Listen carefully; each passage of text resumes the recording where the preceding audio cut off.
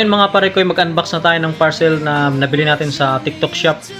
Nakasale pala to mga pare ko, kaya nabili ko lang siya sa halaga na 1,200. Automatic na relo na siya mga pare ko. Tingnan natin mga pare ko kung legit pa, baka mamaya bato yung laman nito.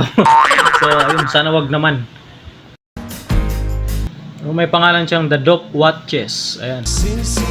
So ito, ready na siya. Buksan na natin. Sana wag naman sana bato yung laman, please. So, ayun. Ops. Ayun. So ito. Ayun, may ano na pare ko. May freebie siya na sing-sing. So ang ganda. Dragon. So maraming salamat seller dahil may freebies pa kayo ngayon. Wala nang laman. So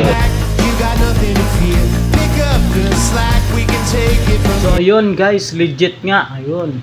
Relo nga talaga yung laman at hindi bato. So napakaganda pala ng kulay gold na pare ko. Ito yung napili ko na kulay kasi dalawa lang yung pagpipilian, silver lang at saka gold. So tingnan natin.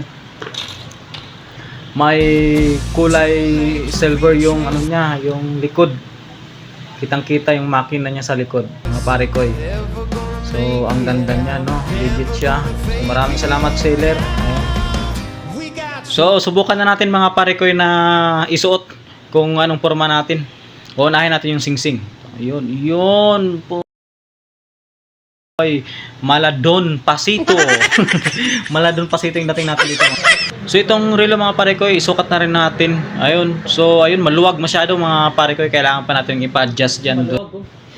Sa specs naman tayo mga pare ko, ang relong ito ay automatic na, hindi na kailangan ng battery. Gold plated na rin siya, kaya hindi siya mabilis ma-fade yung kulay niya. Then waterproof na rin siya, kahit mahulog pa siya sa tubig or mabasa sa ulan ay walang problema.